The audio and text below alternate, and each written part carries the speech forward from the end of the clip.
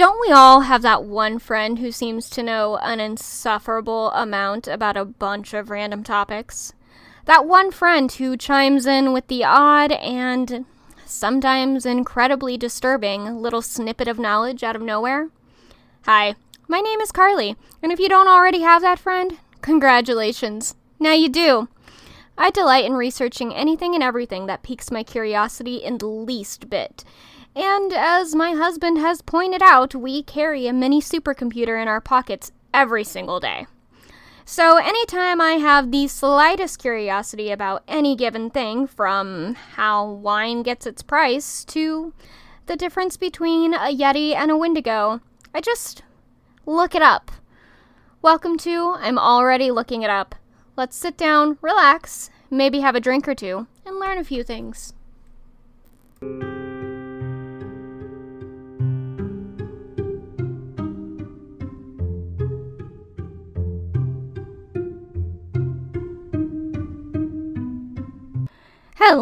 Hello.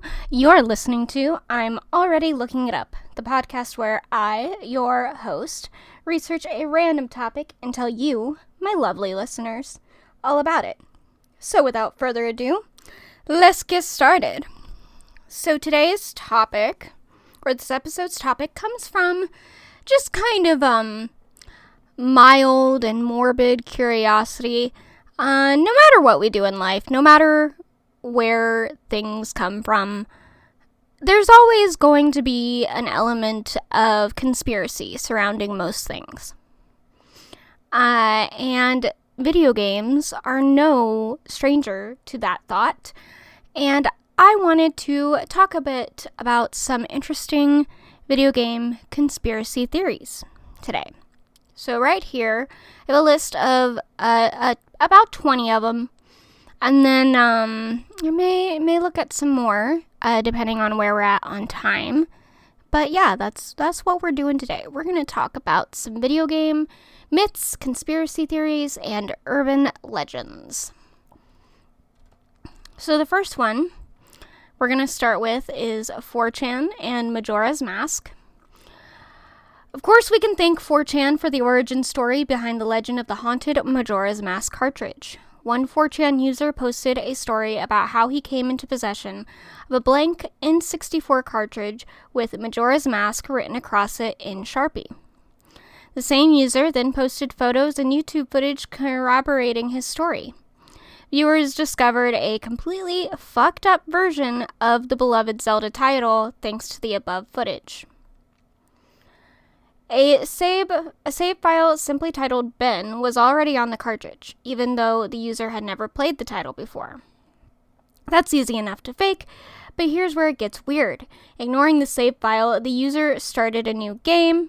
No sooner had he begun his adventure when he noticed that all the NPCs would refer to him as Ben. Weird, but nothing as definitive as being a haunted title, probably just a glitch. The user deleted the Ben file and began a new save. The haunted cartridge decided fuck that and began behaving like something straight out of the X-Files. The game began acting erratic. Music would play backwards for no reason. His character was followed by a statue of the game's main character. Somehow the Ben file was mysteriously restored with a second, more pants-shittingly ominous save file. The second file was simply titled Drowned. Now there were two save files that the user didn't create, and every time he played after their appearance. Every time he played after their appearance, his character would simply die, and the messages, "You've met with a terrible fate, haven't you?" would appear on screen. GTFO. I believe, if I remember correctly, this one is, I think debunked. Let me see. Haunted Majora's Mask.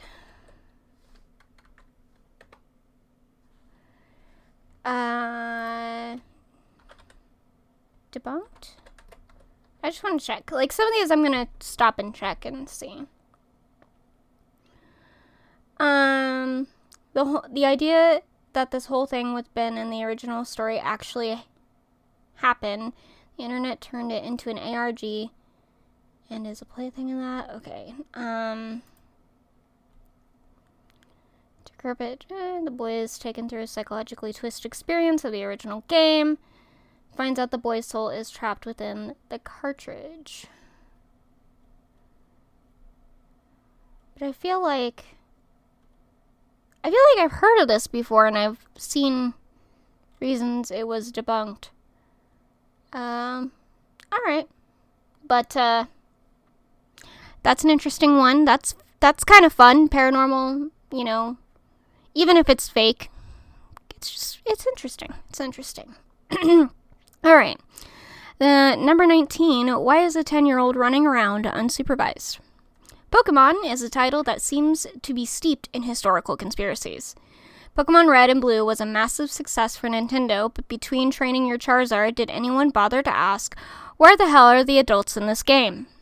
As Ash, you travel across Kanto with deadly, barely controllable wild animals crammed into questionable living conditions. The larger question of where all the male adults have disappeared to lends credence to the theory that Pokemon actually takes place at the end of a large-scale global war, which has forced several changes in the world of the Pokemon society.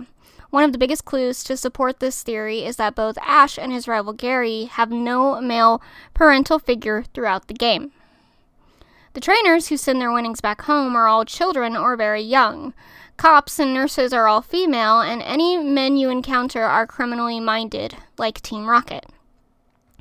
Another large clue is the Vermilion City gym leader, Lieutenant Surge, is clearly a damaged veteran. Adding more legitimacy to this theory, right before you battle Surge, he states, "You won't live long in combat, and my electric Pokemon saved me during the war," alluding both to a past conflict and possibly a current war Ash may be forced to participate in. I believe that. I mean, a lot of Pokemon in general, if you have never read the manga, and I've actually never read the manga, but I do know this about the manga, it's pretty fucked up. Apparently there is, like, Pokemon actually die. There are a lot of battles where they get horribly injured or disfigured, and it's just all crazy. So, it would not surprise me if the origin story of the Pokemon world had to do with some kind of horrible war. And the idea that most of the men are gone kind of makes sense then. Especially in a lot of, when it comes to war especially, a lot of the time only males are allowed to volunteer, sign up, or participate. So it's a very normal thing in most cultures. Alright, number 18. Squall is actually dead for the second half of Final Fantasy, that would be 8. Had to read the Roman numerals. I've never played any Final Fantasy games, so. Final Fantasy, 7 and 8 were two of the most formative titles people of a certain age can point to as the reason modern Final Fantasy titles may fall short in terms of characterization and narrative. Squall was a hugely popular protagonist in Final Fantasy VIII, and one prevailing conspiratorial myth is that Squall is actually a ghost. At the end of Disc 1, Squall is impaled by a shard of ice while fighting the main boss, Edea. Squall comes to the beginning of Disc 2 with no wounds, and not a single other character brings up the fact that he was, killed. Up until this point, the title is a fantastic game rooted in some bedrock realism, and that shit goes right out the window after Squall gets gutted and magically resurrected. Some hold the theory that Squall actually dies from his wounds at the end of Disc 1. The entire remainder of the game is Squall's dream as he passes away. This would explain why the game has such an increased fantasy tone after Squall's battle.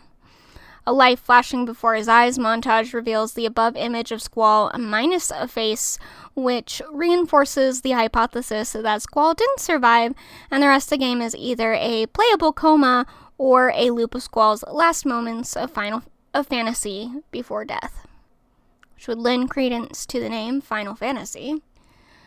I don't play a lot of Final Fantasy, so I don't know about this one, how true I think it is.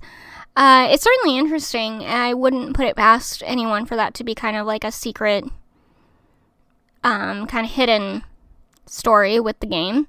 So, Final Fantasies are weird. I don't understand any of them. Which is not to say they're not good games. I just have never had any interest in JRPGs, really. Except for Pokemon. But I don't know if you consider Pokemon a JRPG? I don't know. Anyway. Back in 1996, the next one is 17, Lavender Town Suicide Spike.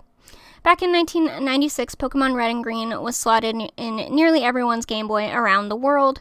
Ironically enough, the Japanese weren't a part of that statistic. When the game first dropped in Japan, it was supposedly linked to a massive spike in child suicides and illness. Children from ages 7 to 12 were either falling sick or taking their own lives outright. The most bizarre thing about the incident was the children did not fall ill or commit suicide until they reached Lavender Town. Many think the town's score was the cause of the ailments. The town's specific music caused nausea and eventually suicidal tendencies in children. The music was eventually changed before it was shipped abroad. The above YouTube clip is the original score from the Japanese version of the game, was shipped overseas. The above clip is taken from the original suicide-inducing version of the game. Interesting. I'll have to look that up, see if I feel nausea or anything. I always thought the Lavender Town music was incredibly creepy, and I like it because I liked creepy things. But it is a really sad story arc as part of the game, to be honest. It's just sad. Number 16, nuclear proliferation is adorable, it turns out. Alright. Braid is deceptively simple in its narrative. Boy sees girl, boy tries to rescue girl, boy wears private school uniform the entire time. Okay? I don't think I've ever heard of this game. The twist comes at the end when we're not so sure that he's such a great guy and the bad guy, the girl, is running away from might just be you. For some, Braid ends with the player catching the girl who, just as they finally meet, sets off a bomb a la Terminator 2. The screen goes bright, and most believe that this is an anti-nuclear war message. Off-screen, a voice intones, "Now we are all sons of bitches." A quote that can be directly tied to Kenneth Bainbridge, one of the heads of the Trinity atomic bomb tests. Interesting. I've never heard of that game. I'm gonna look it up because I want to see what it looks like. Braid game. Okay. Indie puzzle platformer. Developed by Number None.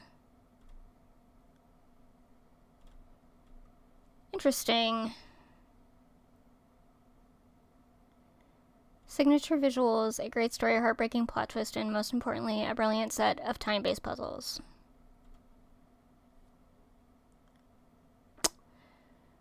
Huh.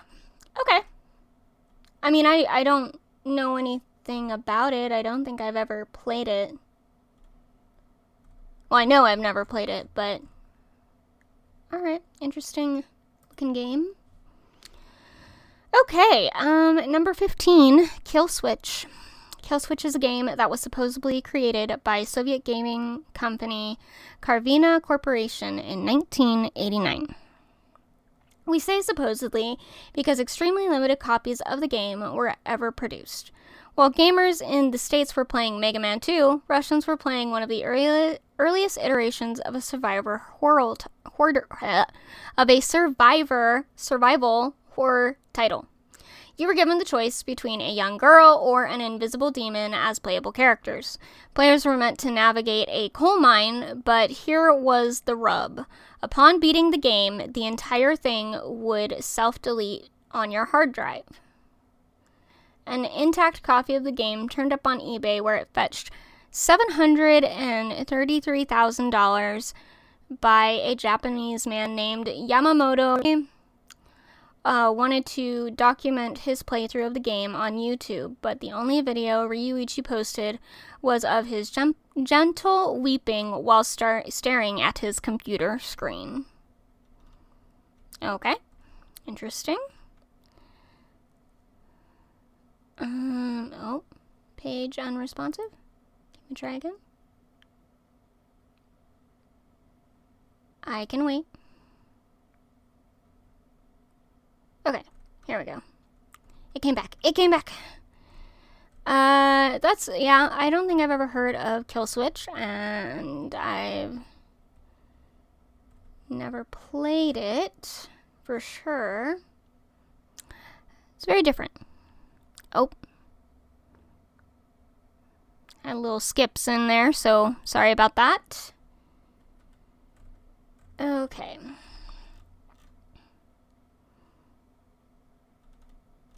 I'm just trying to, go down here.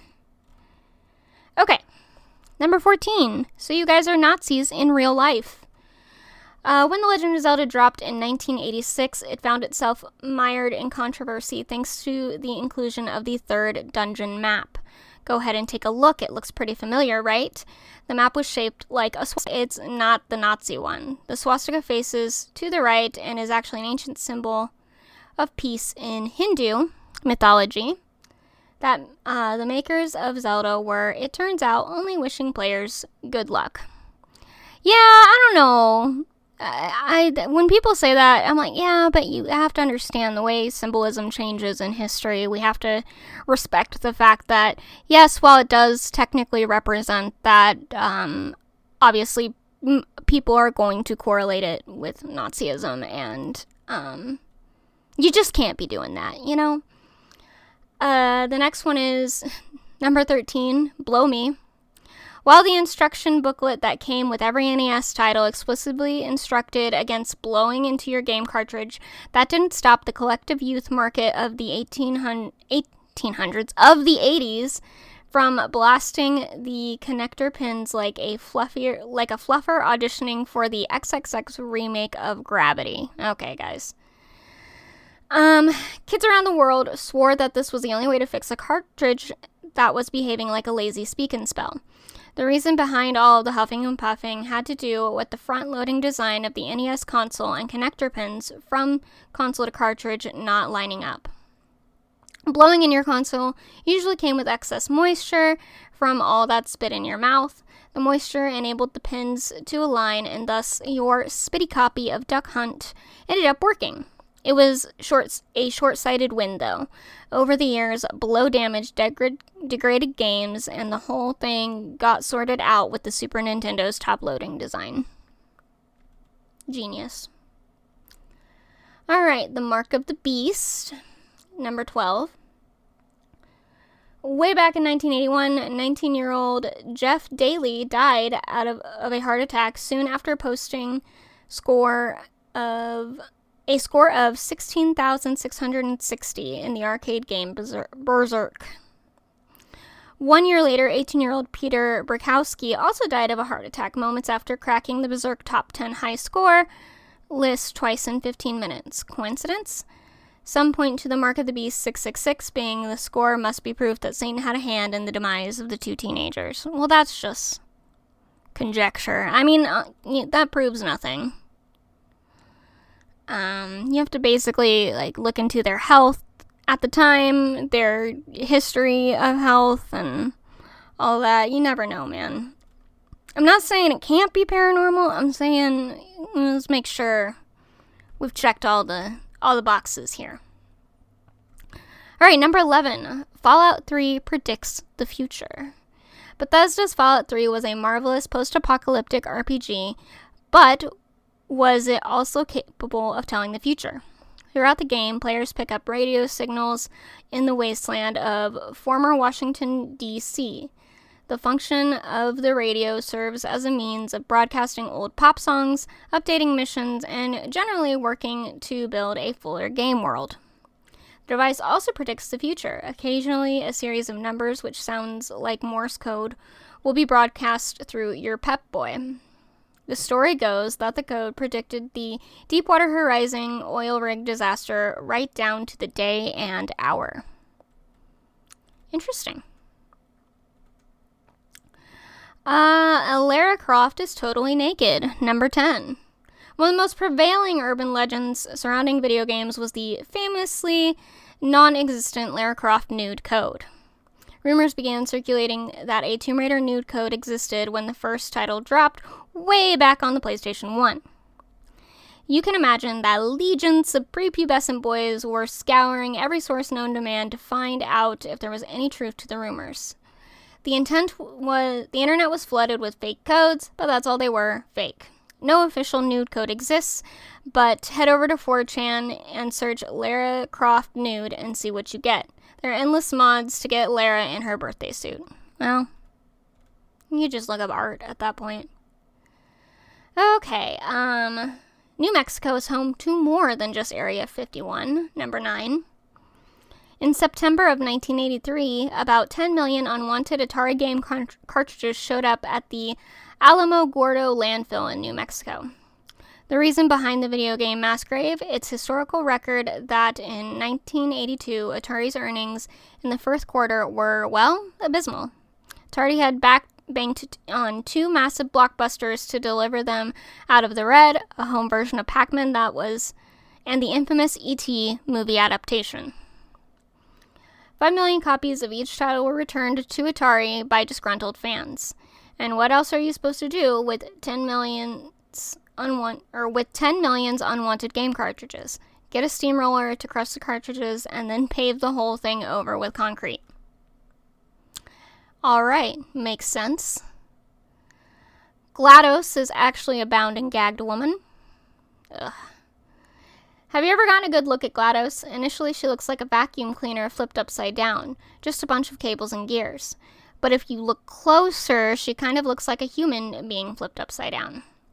Jeremy Bennett, the game's art director, says this was intentional. Eventually, we settled on a huge mechanical device with a delicate robotic figure dangling out of it, which successfully conveys both GLaDOS' raw power and her femininity. Some people think she looks more like a woman who has been bound and gagged. Take a look at the image of and tell us. GLaDOS doesn't look bizarrely similar to the woman on the right. Alright, I'm gonna look this one up, because I don't believe that. GLaDOS. I mean, yeah, but not... I don't know, I don't think it looks necessarily disturbing in that way. Kind of, but it makes... I mean, I get where they're coming from, but I could also see how that's just unintentional. That's not on purpose. Huh. Alright. Interesting. Alright, number 7, GTA Vand the Black Dahlia. Maybe you've stumbled across the WhoKilledNoraJohnson.com website in Grand Theft Auto 5. The site is filled with fake newspaper stories and a trail of breadcrumbs that lead players to an in-game murder mystery. The murder surrounding Lenora Johnson, a fictional actress killed during the golden age of Vinewood cinema, is based upon the really very real and very famous Black Dahlia case in 1940s Hollywood. On the page of this site, players are directed to another murder in Los Santos. The murder of Jolene Cranley Evans is strewn with clues on where to find Evans' ghost on Mount Gordo. At 11 p.m., players will find a ghost in the distance, and she looks like the terrifying ghoul up there and disappears just after midnight. Interesting. What's her name? Jolene Cranley Evans.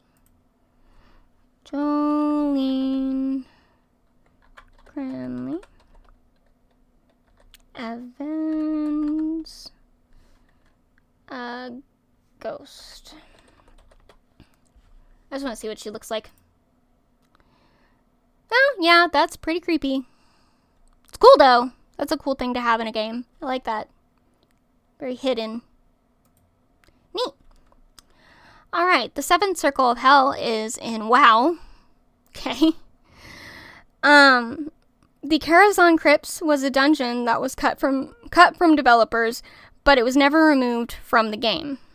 The abandoned level was, in the early days of WoW, still accessible through an in-game glitch. The easiest way to access the dungeon was to die on one side of the door that walled up the level and resurrect on the other side. What players found was equal parts creepy and just downright fucked up. As you made your way down the hallways filled with decomposing corpses, you come across a flooded portion of the prison. You dive beneath the surface to get your first glimpse of them, dozens of corpses chained to the ceiling. The dungeon full of prisoners sentenced to death by drowning with their hands and feet cut off. Yeah, they weren't prepared for that either. Take a look at the image above and imagine finding that in a supposedly walled-off section of the game. The dungeon was scrapped by developers because they were concerned about that the dungeon would give them an M instead of a T rating.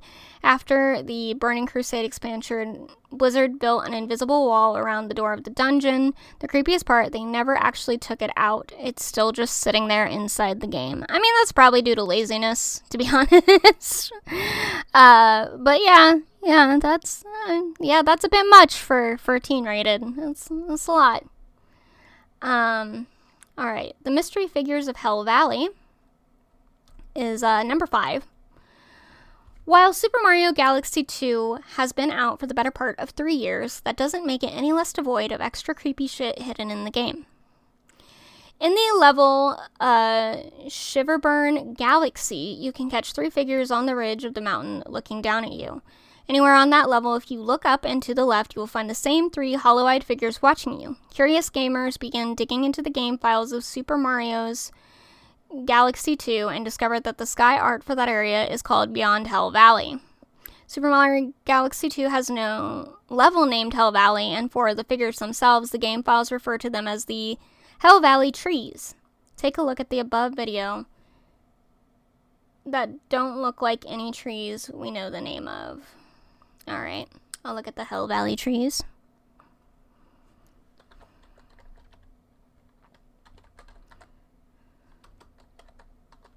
Hell Valley trees.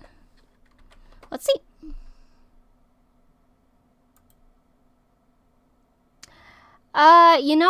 That is pretty freaking creepy. I would not like to look up and see that while playing my cute little Mario game. Nope. No thank you. Not a fan. Alright. Cool. Another interesting one. This might just be that people had ideas and then ideas were not used because they were either too much for like a Mario game, or people wanted to sneak something creepy in there because, adults make these games. As much as like kids play a lot of this, and I mean, I'm an adult. I'm almost 30 years old. I still play a lot of video games, and I can appreciate that like adults, just like with a lot of kids' movies, they probably make the games for adults and then take out all of the stuff for kids. Or take out all of the really bad stuff so that kids can enjoy the game as well. I once was talking to someone about Grand Theft Auto, and they told me that the creator of Grand Theft Auto said that he didn't make games for kids, he made games for adults. And that's the reason Grand Theft Auto always has the M rating, because that's what he does, that he doesn't make games for kids. And I would think that adults probably just sneak a lot of things in there, just enough to make games kind of fun for adults to enjoy, especially if they're playing with their kids, or if they're watching their kids play. It's kind of the same thing. And adults are the ones with the money. So, Alright, number 4, Saddam Hussein and guidance chips for a WMD. In late 2000, reports emerged that formerly not dead Iraqi President Saddam Hussein was stockpiling PlayStation 2 consoles. The PS2 had been released earlier that fall, and a huge number of consoles had made their way to Iraq. More than 4,000 consoles had made their way overseas in a few scant months. The system seemed harmless, but then reports surfaced that Saddam Hussein was stockpiling the consoles for their CPU chips. The reason? The myth has something to do with making the chips work together as a strong missile guidance system. After the initial freak out, people realized that yes, you could marry all those 128-bit processors together, but the software needed for something like a missile guidance system was far beyond anything Iraq was capable of developing, that it was better to just let him get invaded. So there you go. Number 3, the Madden curse. When Electronic Arts began featuring NFL stars as their cover athletes in the early 2000s, star players were lining up to get a slice of the free advertising. That is, of course, until featured players started getting injured. For the next several years, every player that was featured on the cover got injured the following season. Sure, football is an inherently violent sport, and maybe we can leave it at that, but most NFL players are more superstitious than gypsies at a swap meet. Okay, gypsies is a not cool term to use, my brother. At a swap meet, and they'd probably be quicker agreeing with the curse than most. I mean, yeah, sports has a lot of superstitions. It makes sense. Yeah. Anyway, Hail Satan, number 2, sorry. Another one from Blizzard and World of Warcraft. This one is more overt displays of Satan flavored weirdness found in a recent game. After starting a human character, the first town you will enter is a small place called Golshire. In a small, normally empty house, players can find 6 little kids that appear at 7 a.m. on the game's server clock. Stranger still is the 6 little kids will stand in the shape of a pentagram as they move from Goldshire to Stormwind. WoW players have even reported hearing high-pitched wails screaming "you will die" to music that isn't found anywhere else in the game. Watch the video of the above 6 kids that make their way to Stormwind in a perfectly centered pentagram. I won't be watching that video, but that's interesting. Probably, again, just adults putting things in. Someone developing it probably was like, wouldn't it be creepy if we just did this? And someone else was like, yeah, do that. You know, I know when I have created things or written things, I've added in, things for myself just to make me laugh or to make me be like, oh, that's cool. So it's not uncommon. All right. Last one, number 1 is the government mind control and weaponized epilepsy. Polybius was an arcade cabinet released in incredibly limited numbers in the early 80s. While that's not strange on its own, what was bizarre was how the game was only released in a few neighborhoods in the surrounding areas of suburban Portland, Oregon. Polybius would cause players to suffer vivid nightmares and, in some cases, suicidal tendencies. Thanks to a violently powerful strobe effect in the cabinet, players would also find themselves fighting epileptic seizures. Polybius vanished and has retired to the realm of conspiracy. Some believe the cabinet was released by DARPA, the same government agency behind MKUltra and those killer robot videos you see all over YouTube, to test response to psychoactive machines.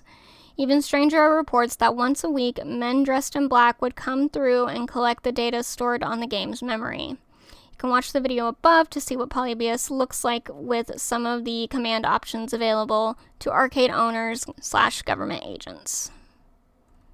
Well, there you go. Interesting. I mean, probably it wouldn't surprise me. MKUltra was fucked up as hell, and they honestly just did things because they could. So, if this was actually true, I wouldn't be very surprised.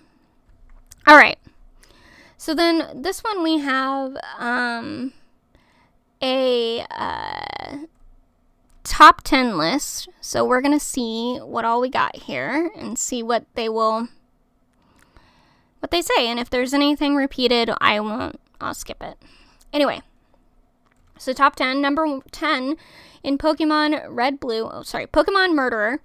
Pokemon Red Blue, you play a humble 10-year-old who strives to be the very best in his field, or looking at it another way, you are a child who's incredibly violent, and as he uses his pets to make money and trains them to fight to the best, often pushing them to the point of death, and will stop at nothing to get to the top, including killing opponents.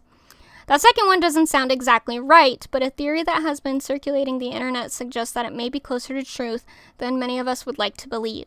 The story goes that aboard the SS Anne, we encounter our arch-rival, the arrogant Gary, or whatever you may have decided to call him, who challenges you to a battle, once again, naively believing that he can beat you this time, despite having already lost you a few times before at this point.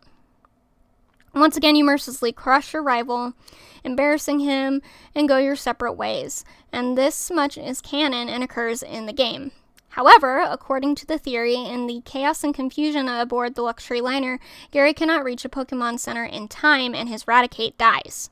The next time you encounter your arch-rival is in Lavender Town's Pokemon Tower. Gary no longer has a Raticate. Instead, using a combination of Gyarados, Execute, and Growlithe, depending on which starting Pokemon you picked.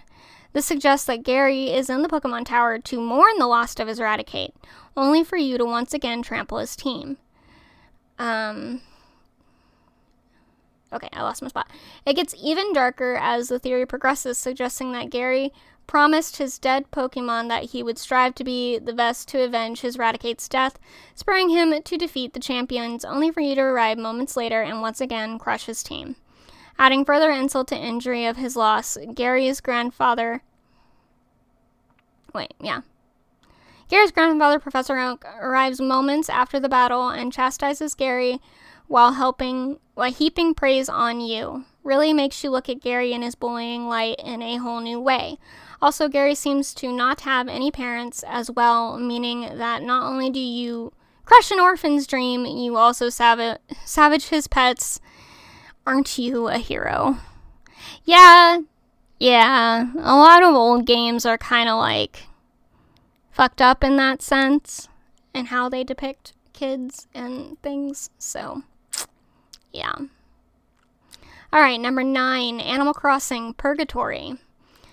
Popular game Animal Crossing could be described by some as purgatory, a monotonous game filled with cute characters seemingly aimed at children. However, one game theory, and a lot of offshoots of this theory, suggests that the setting of the game is literally purgatory, where you cannot leave and stuck in a gap between heaven and hell. The story and theory starts with the initial point in the game where you arrive at a new location of camp via a bus and no other passengers.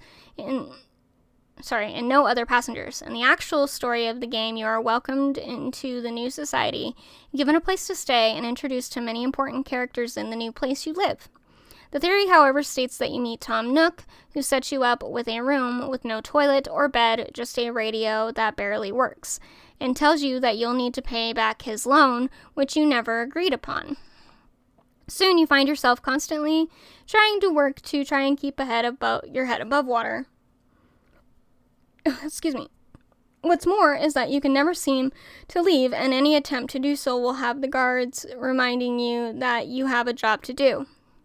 Essentially, you are trapped in this small city and can't leave, so you are stuck in this hellish place where all the characters seem to have a fetish for dressing up as animals and are more than happy to see you live out the rest of your time as a slave, constantly running little errands to pay off the loan and some of the incredulous things you have to pay off, such as a land tax for a property that was supposedly given to you by Tom Nook.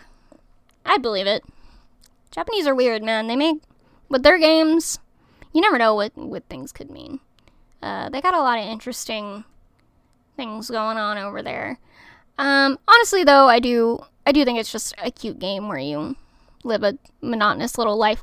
I love Animal Crossing games, but I do struggle when I get to a point where I kind of like have completed everything. I'm like, sort of done. But yeah, I could see the reason why people would say this. Alright. Okay, so that's the Saddam Hussein one. So we already did that. Earthbound baby killing. All right. So it's a popular RPG. So another JRPG. A second here. Gotta wet my whistle. Get some water. Okay. Earthbound is a very popular RPG coming from Japan that launched one of Nintendo's latest phases, NES, onto a large scale. Originally titled a sequel to Mother and released in Japan as Mother 2. However, in Earthbound, you play as Ness and his friend Paula, Jeff, and Pooh, known collectively as the Chosen Four. In Earthbound or Mother 2, Ness and his friends are sought after to save the younger brother of another character called Pokey or Porky in Japan. The antagonist in this game is Gigas, an alien from a far-off galaxy with the power to influence people using their own nature. During the game, the group travels through various different levels, including a winter level called Winters, a beach resort level called Summers, as well as a variety of towns called Onet, Tucson, Threed, and Forside. Gigas is a central part of the conspiracy regarding Earthbound, and it is quite a deep one as well. As the story progresses, your final battle is against Gigas final battle is against Gigas, and he goes in several stages, and the path to get here and the battle itself is incredibly bizarre. The theory goes that Ness must travel back in time to defeat Gigas, as he travels back to when Gigas is a fetus, with supporters of the theory pointing out that the background seems to take the shape of a baby in a uterus. It doesn't help that all this has the backing track of a rape scene, which was inspired by the movie the game creator accidentally walked into as a child called The Officer and the Dismembered Beauty. Another piece of evidence that conspiracy theorists point to is that the game was originally titled Mother 2, a sequel to a Japanese game of the same name, but was changed to Earthbound for American audiences. Alright, well that's effed up.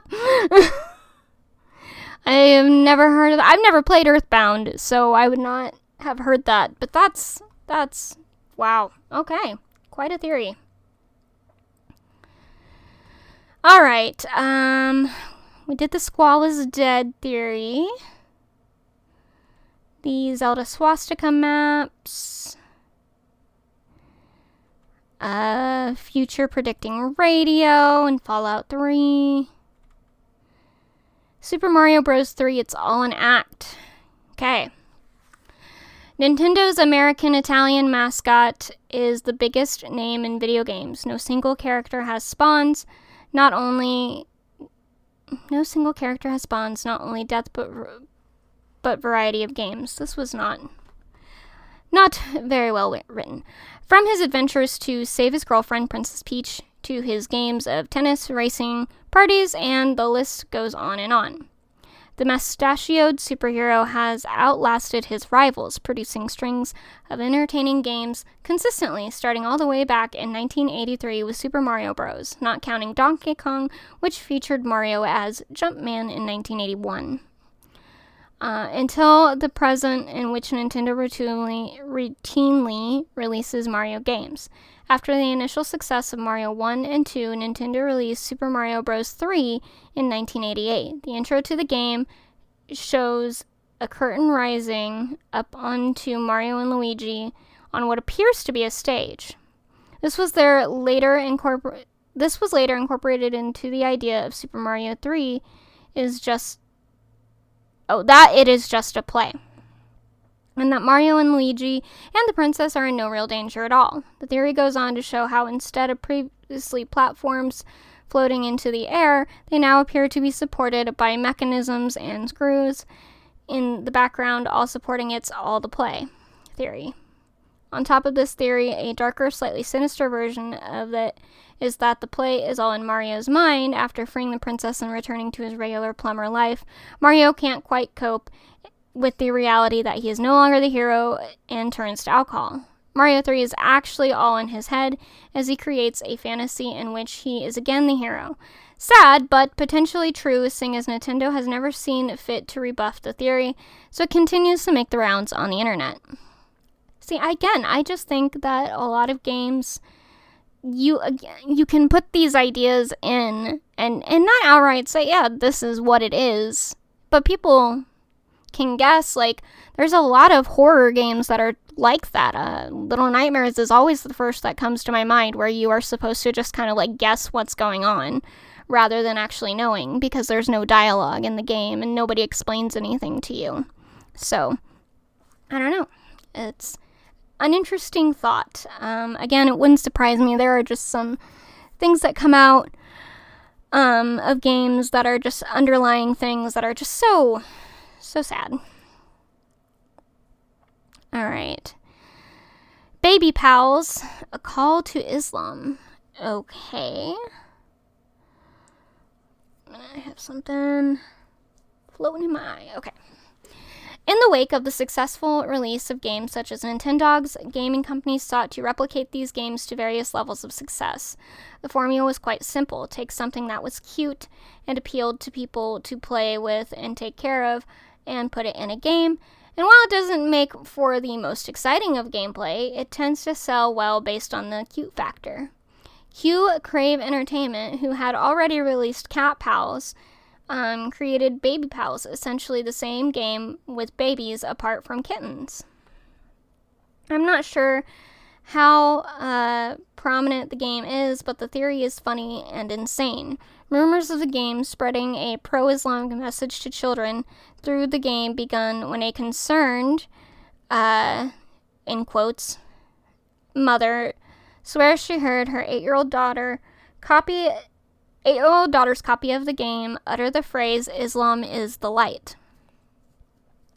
The mother, once again concerned for her daughter's well-being, reported this as news, and it was picked up. This begun somewhat of a panic as the concerned parents sent emails of complaint to Nintendo, the makers of both the game and the console, asking them to pull the game from the sales. Crave Entertainment, the publisher of the game, and In Exile, the developer of the game, responded to the critics strongly through a statement using powerful tools of logic and reasoning, explaining that they would not pull games off the shelf that sounds made in the game come from a recording of a 5-month-old babbling noises, and received 200 hours of product testing so that there was not one recognizable English word or phrase, let alone full sentence with correct grammar. Many are still waiting for Crave Entertainment to apologize for Purr Pals, a similar concept to Baby Pals, but with cats, for its offensiveness to people's good taste. So far, no apology has been forthcoming. Okay. Makes no sense, but alright. Alright, and the last one, Pokemon Warzone. Yeah, we've already talked about that one, so we won't go with that. But there you have it, some really interesting video game conspiracy theories. I honestly didn't really know what I was looking for when I was looked into this topic. I love the idea of there being like conspiracy theories connected to something in real life, but also just like, interesting theories about the games and what the overlying story is. Those are also fun and pretty cool. But I think for today, that's where we'll leave it. Thank you for taking the time to listen. And if you enjoyed the show, please like, subscribe, and share. It really helps me out. Thanks again, and I will see you next time. Bye-bye. Thank you for listening to I'm Already Looking It Up. This show is written, directed, edited, and produced all by me, Carly Kaufman. To show your support, please leave a review on Apple Podcasts, like, share, and subscribe wherever you get your podcasts. You can also check out at Wild Forest Productions on Patreon, Tumblr, and Instagram, and Facebook. To find other ways to support the creator, check out at Empress Wild on YouTube, Twitch, Twitter /X, Facebook, TikTok, and also Instagram. And if you have any topic suggestions, feel free to throw them my way. Can't wait to see you in the next episode. Until then.